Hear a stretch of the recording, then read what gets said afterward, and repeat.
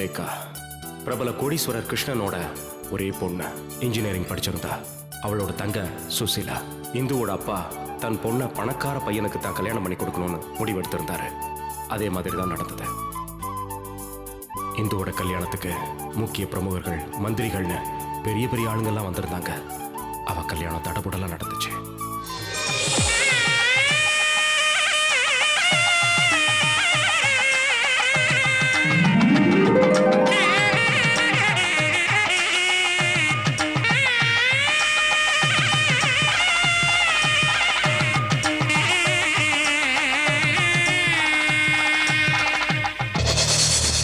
சரியா முகூர்த்த நேரத்துல பைத்தியக்கார மாதிரி ஒருத்த திடீர்னு கல்யாண மண்டபத்துக்குள்ள பூந்து கல்யாணத்தை நிறுத்த முயற்சி பண்ணா.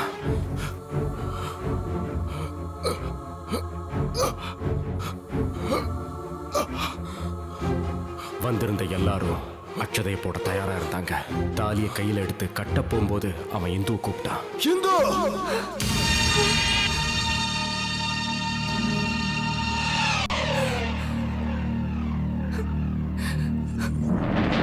இந்து, சினிமாவோட கிளைமேக்ஸ்ல ஹீரோ ஹீரோயினோட கையை பிடிச்சி கூட்டிட்டு போகும்போது அதை பார்த்து நாம சந்தோஷப்படுவோம். ரொம்ப நாள் காதலிச்சவங்க ஒன்னு சேரும்போது பார்க்க சந்தோஷமா தான் இருக்கும். ஆனா மனமேடையில ஒருத்தன் எந்த தப்புமே பண்ணாம உட்கார்ந்துகிட்டு இருக்கானே, அவனை பத்தி யோசிச்சிருப்போமா?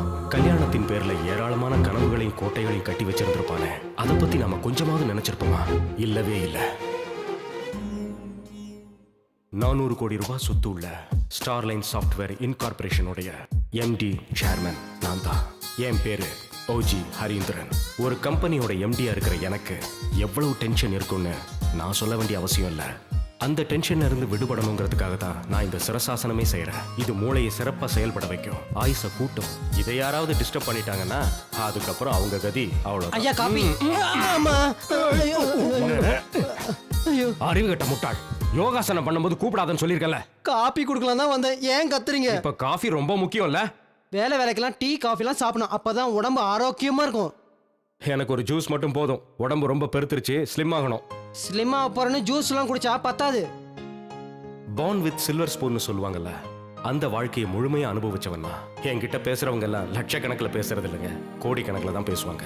ஆனா இந்த பணத்தோட கர்வம் என்கிட்ட சுத்தமா கிடையாது. ஏன்னா இந்த பணத்தை சம்பாதிக்க எங்க அப்பா எவ்வளவு கஷ்டப்பட்டாருன்னு என்கிட்ட கதையா சொல்லியிருக்காரு. அது மட்டும் இல்ல, ரொம்ப கஷ்டப்பட்டு வாழறவங்களுக்கு நாம ஏதாவது உதவி செய்யணும், அந்த உதவியையும் முழு மனசோட செய்யணும்னு எங்க அப்பா அடிக்கடி சொல்லுவாரு. தானம் பண்ணும்போது கணக்கு பார்க்க கூடாதுன்னு சொல்லுவாங்க. ஆனா உலகத்துல சில பேர் இருக்காங்க, கேப் கிடைச்சா போதும் உடனே ஆப்படிச்சிருவாங்க. அப்பேற்பட்ட ஒருத்தனை பத்தி தான் இப்ப நான் சொல்ல போறேன். அவனுக்கு இதை விட பெஸ்ட் இன்ட்ரோடக்ஷன் கிடையவே கிடையாது. ஏன்னா அவன் ஒரு ஹைடெக் திருட. கேட்டா தானத்துல ஒரு பங்கு நானே எடுத்துக்கிட்டேன்னு சொல்லுவான். அதுக்கப்புறம் அவங்கிட்ட நாம என்னத்த பேச முடியும்? அப்பேற்பட்ட பிரகஸ்பதி யாருன்னு நீங்க பாக்குறீங்களா? அவன் வேற யாரும் இல்லைங்க, அவன் என்னோட பெஸ்ட் ஃப்ரெண்டு கோபாலகிருஷ்ணன் பேரு. ஜிகேன்னு அவனை நாங்க எல்லாம் செல்லமா கூப்பிடுவோம்.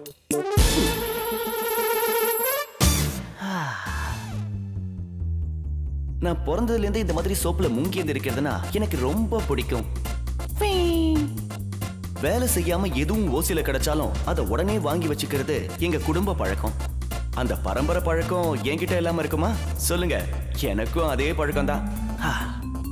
சோப்புல குளிச்சு முடிச்சதுக்கு அப்புறம் கிரீம்ல குளிக்கிறது தான் இப்ப லேட்டஸ்ட் ட்ரெண்ட். உலகத்துல இருக்கிற எல்லா ஃபேமஸான பாடி கிரீம், பெர்ஃப்யூம் எல்லாமே இதோ இங்க இருக்கு.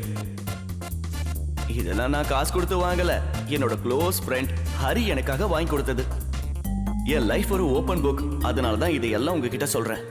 ஓசில ஆசிடே கிடைச்சாலும் அதை வேஸ்ட் பண்ணக்கூடாதுன்னு யூஸ் பண்றவனா. என்னோட பீரோ பூரா ஃபாரின் பிராண்ட் ஷர்ட் பேண்ட்லாம் இருக்கும். ஆனா இது மட்டும் வழக்கம் போல நம்ம உள்ளூர் பிராண்ட். இதுதான் எனக்கு செட்டா இருக்கும். பணம் இல்லனா அவன் பணத்துக்கு சமம்னு நான் சின்ன வயசுலயே தெரிஞ்சுக்கிட்டேன். காசு இல்லாம ஒரு மனுஷனால எப்படி வாழ முடியும்? சில பேர் கஷ்டப்பட்டு சம்பாதிப்பாங்க, சில பேர் அவங்க கிட்ட ஆட்டைய போடுவாங்க. வாழ்க்கையில வழி முக்கியம் இல்ல, இலக்கு தான் முக்கியம்னு கிருஷ்ண பகவானே சொல்லிருக்காராமே. கம்பெனில ஒரு போர்ட் ஆஃப் மெம்பரா என்ன சேர்த்துக்கிறதா ஹரியே சொல்லிருக்கானே. அது மட்டும் நடந்துருச்சுன்னா அப்புறம் நான் கோடீஸ்வரன். ஹரி என்னோட பெஸ்டஸ்ட் ஃப்ரெண்ட். நான் என்ன கேட்டாலும் அவன் தருவான். நாங்க நகமும் சதையும் மாதிரி. லேட் ஆயிடுச்சே. என்ன வேடிக்கை பார்த்துட்டு இருக்க? 2 பீஸ் சிக்கன் எடுத்து போட. ஹரி சாப்பிடல? சாருக்கு ஜூஸ் மட்டும் போருமா, ஏதோ ஸ்லிப் ஆகணுமா. நேற்று ராத்திரி எத்தனை சப்பாத்தி சாப்பிட்டேன்? 4 சார். இன்னும் 4 வாயில போட்டுக்கோ, அதுக்கு பேரு ஸ்லிம். அதையும் செய்யறேன். ஸ்லிப்பாக போறாராம். Good morning. Good morning, good morning. டேய், என் டிராவில் ஒரு 500 ரூபாய் கட்ட காணோம். நீ எடுத்த? கட்டா நான் எடுக்கலையே. போய் சொல்லாதடா. உன்னை தவிர வேற யாரும் எடுத்திருக்க மாட்டாங்க. ஓ, நீ அந்த 50,000 ரூபாய் சொல்றியா? ஒரு சின்ன செலவு இருந்தது அதான். நேத்து பேங்க் லீவ் இல்ல, அதுக்காக? அதான் ஏடிஎம் மாதிரி நீ இருக்கியே. ம்.